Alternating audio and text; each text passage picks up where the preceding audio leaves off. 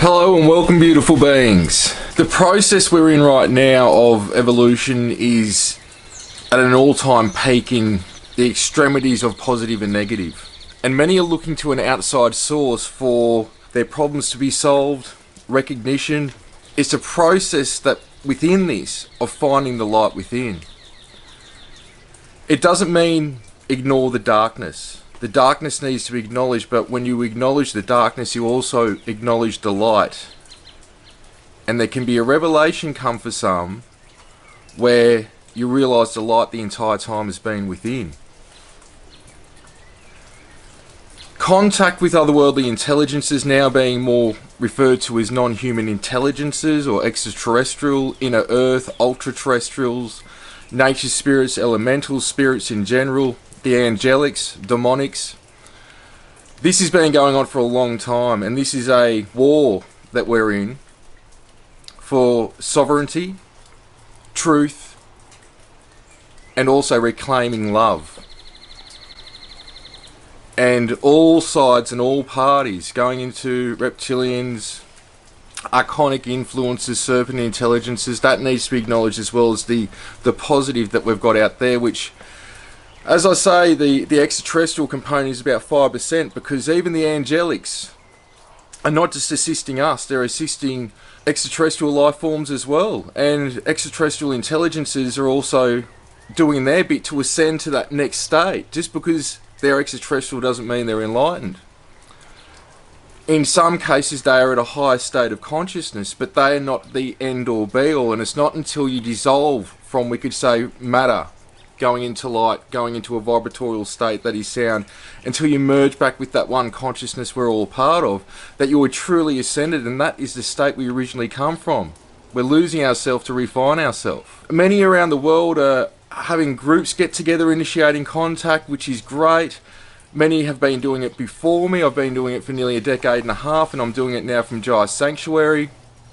And it's just been such a beautiful experience to open this place with people from abroad even now coming, as well as from the far reaches of Australia, going right up to the top end. This is a far-reaching situation where people are looking for their tribe, they're looking for the contact, and you don't have to, for example, be with me to have contact, though you may have experiences. This is something that's with you all along, and until you understand the mechanics of contact, then will you truly understand that you've had contact all along, through your thoughts, through your ideas, through your epiphanies, through your concepts. And it doesn't mean that you don't have your own thoughts and ideas, but that is partly how they can interface with us. The point, the fruit from this, is that contact is already happening. It's always been happening, and it's up to us how we steer this ship, how we steer humanity. No one person or president is going to fix the situation, though it can make it a lot smoother. But by going within, and when going within, by listening to the heart space, by listening and observing what feels right, truth reveals itself. And that's what you allow to present and be the guiding point, we could say, on your internal GPS of navigating this world. The more of us that sit in the space of truth, peace and love, and respond that way, while not giving in to temptations which can lead to sin, which can lead to a, we could say, a scar on your soul, which can lead to resentment, regret, and then healing's needed. If you just follow truth in the first place, you're going to navigate this a lot easier. Of course, there are external influences that are affecting the situation which we're within right now, but it comes to the point, as I say, in the end there's really no good, no bad. It's just source interfacing with itself, and we're in the mind of God. Take this for what you can. And I think the more people out there initiating contact, as long as they're doing clearings and they're setting the intention. What I find great about group contact is people that haven't had experiences but they've got their own contact going on. It allows now for a format for group contact to take place for them where they may have not had that before. And for people that don't understand they've already got contact going on when they're in a group setting, it can ease them into an experience which going into the unknown can be a bit fearful.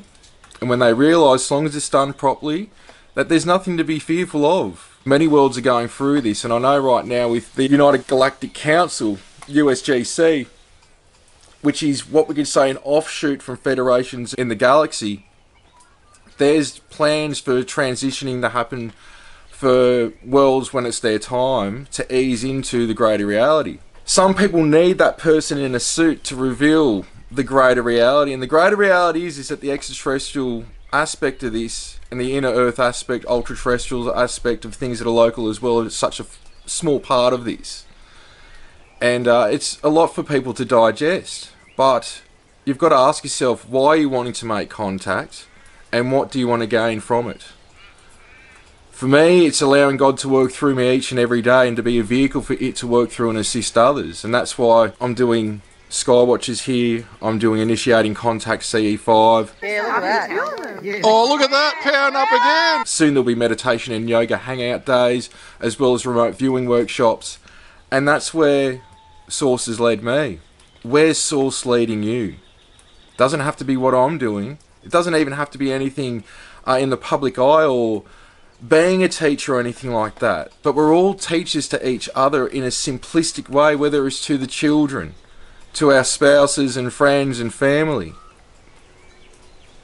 How can you assist the world and be a guiding light? And so I'm going to leave it there. This is just a short update, and I hope again this has been some food for thought. Love, light and bliss.